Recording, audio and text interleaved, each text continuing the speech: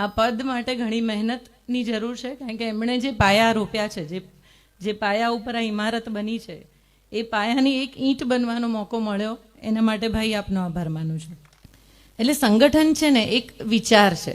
ભાઈએ જો આખો ખોડલધામ ટ્રસ્ટ ઊભું કર્યું, તમે વિચારો કે માની ભક્તિ અને એકતાની શક્તિ, આ સૂત્ર બરાબર ને. ભક્તિથી એકતાની ભક્તિ જ્યાં હોય ને ત્યાં હૃદય ચોખ્ખું હોવું જોઈએ, ત્યાં કોઈ સ્વાર્થ ના હોવો જોઈએ.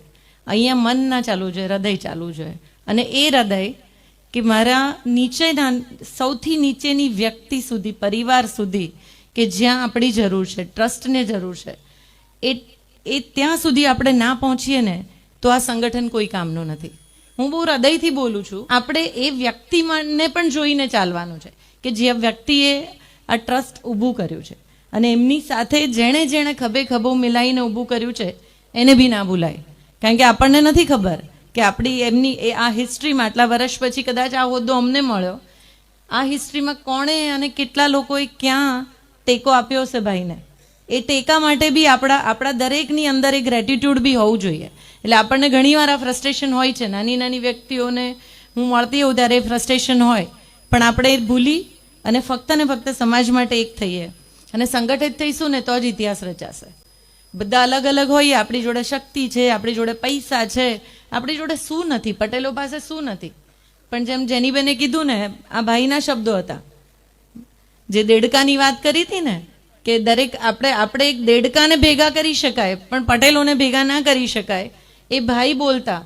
અને પણ અમે એમને કીધું કે ભાઈ તમે કરી બતાવ્યું, કારણ કે બધા સાથે છીએ. મતભેદ હોઈ શકે, મનભેદ ના હોય. મતભેદ અલાઉડ, ઝઘડો અલાઉડ, બધું અલાઉડ, પણ એક સાથે બેસી અને એને ઉકેલીએ ને એ મનભેદ ના હોવો જોઈએ. અને આપણે તત્વને પકડીએ. આપણું તત્વ શું છે? ભક્તિ. અને એ ભક્તિને પકડીશું ને તો સંગઠન આરામથી બનશે. હું નહીં, સમાજ મોટો છે, આપણે નહીં. કારણ કે આપણે મોટા ક્યારે થઈશું? જ્યારે આપણો સમાજ મોટો થશે. આને ટેકો આપીએ, ટીકા નહીં. ટીકા અલાઉડ નથી. અને એ ટેકો ભાઈ અમે બધા તમારી સાથે છે, અને આપણે ખૂબ આગળ વધીએ. નાનામાં નાના આપણા પરિવાર જોડે, જ્યાં વિધવા બહેનો બેઠી છે, જ્યાં તકતા બહેનો બેઠી છે, જે યુવાનોને દિશાની જરૂર છે, અને જ્યાં આપણા બુજુર્ગો છે, આપણા એટલા બધા વૃદ્ધાશ્રમો ઊભા થઈ ગયા છે. આપણા સમાજના બુજુર્ગો તો એટલીસ્ટ વૃદ્ધાશ્રમમાં ના હોવા જોઈએ. એવા બધા સારા કામો કરવા માટે આપણે ભેગા થયા છીએ, અને આપણે સાથે મળીને કરીશું. આજે મને અને અમારી ટીમને જે મોકો મળ્યો છે, ભાઈ વતી, ટ્રસ્ટ વતી ભાઈ, હું આપનો ખૂબ ખૂબ આભાર માનું છું.